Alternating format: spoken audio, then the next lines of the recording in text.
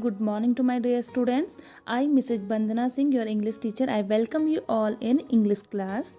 I hope you all are good and doing well at home.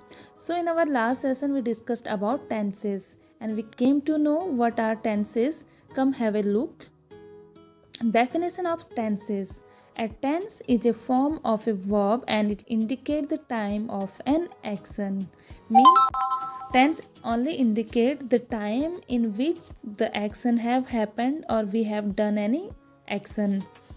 The tense of a verb tells us about the time of an action. We have came to know about this, and it tells us the action have done in present, past or future. Means tense have divided into three parts. It's past, present and future.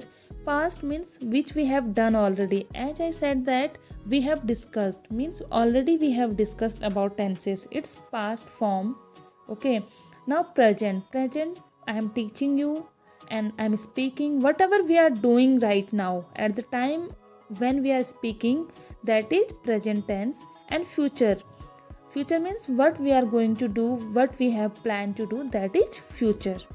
So again, tense have divided into four parts. Each tense have divided into further four parts, like past tense have divided into four parts, present tense have also divided into four parts, and future tense also divided into four parts. These four parts are simple, continuous, perfect and perfect continuous.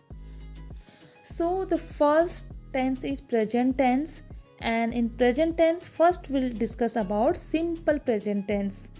From the name we came to know it's very simple. That's why the name of the tense is simple present tense. So what simple present tense express? Okay, which kind of sentence are there in simple present tense? Okay, we'll discuss it. Simple present tense include habitual actions, mean which actions are done or which action we do in habit, means in daily basis, in our habit. Present state or a condition, means whichever is present state or whatever condition are there. Future action, now you will say future means future tense, but which kind of future action? It talk about a future event that is part of a fixed timetable, means which have fixed already, which have decided already. That kind of sentence are also included in simple present tense. General truths or facts, means general truth means which are universal truth. No one can say no for that. These are called universal truth or facts. Okay, so we'll see some example. I'm giving you some example. Habitual actions. Habitual action means which are in habit. For example, every day I get up at 5 o'clock. It's my habit. I get up at 5 o'clock. So it's a habitual action, means which all things are in habit. These kind of sentence are included in simple present tense. Present state or a condition, means whichever is present. It means I study, I go. These are present state. Future action. The example of future action is the Prime Minister visits the US next Sunday. The other heads of state reach there tomorrow. Okay, these kind of general truths or facts. Which are general truths? General truths are the earth revolves around the sun. Okay, no one can say no. Anyone can say no for that? No, everyone know that the earth revolves around the sun. It's an universal truth. So next, what is the formula of simple present tense? Which kind of sentence included in that? We have came to know. Now how we form the sentence? Okay, so for affirmative sentence or simple sentence, first we write subject. As I said that I. Subject is I. Verb is the action word, and with verb we add s or es for singular noun. Okay, for singular noun we add s or es after that object. How? We'll see here example. Okay, here see I start. I am saying I start. Okay, because I always we keep the word I in plural. That's why I have written I start. I have not used anything s or es with start. You start. You also include in plural. He starts, because he is singular, so with he we have written with verb s, we have added s. He starts, she starts, it starts. We again plural, we start, you start, they start. Got the difference? With singular noun we use with verb we use s or es. With plural noun we keep verb as it is, we don't add anything. Okay, as I is plural, I start, you start. Okay, now he and she is singular, then we have written he starts, she starts, it starts. Again we plural, we start, you start, they start. Okay, like that you need to practice. How will you practice? You need to take any of one verb. Okay, with that you will practice. These are the keywords: I, you, he, she, it, we, you, they. With them you will add some verb like that: I go, you go, he goes, she goes, it goes, we go, you go, they go. Got? Like that.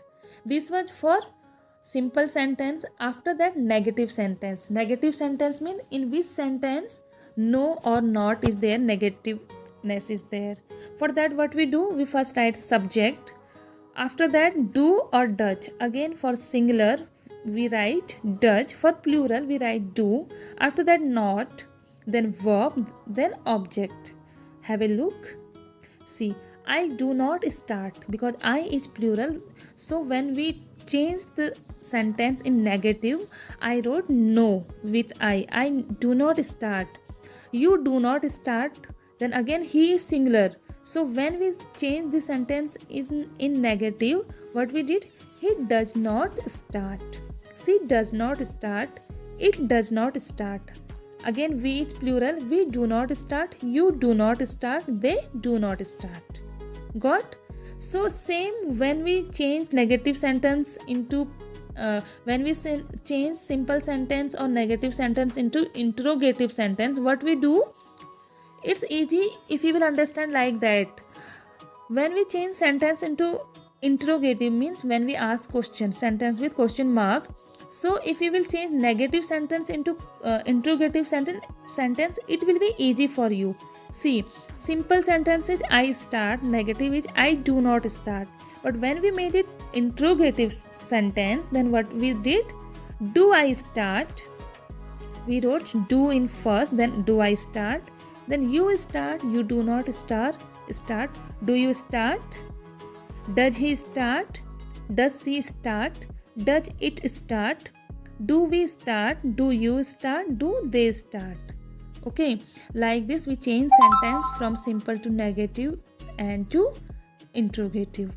It was all about simple present tense. Okay, what we all discussed. Now same you will get in your textbook, page number 78. Okay, read it attentively so that when in our Zoom class we can discuss and you can raise your query. Wherever you are facing difficulty, you are not getting, you can ask me. Okay, so once you will read it, then only you will be able to ask. And after that we are going to discuss present continuous tense, present perfect tense and present perfect continuous tense. So read these topics also, so that while discussing again you can ask your doubts. Okay, so we'll meet in our Zoom class, and bye. Have a nice day. See you in Zoom.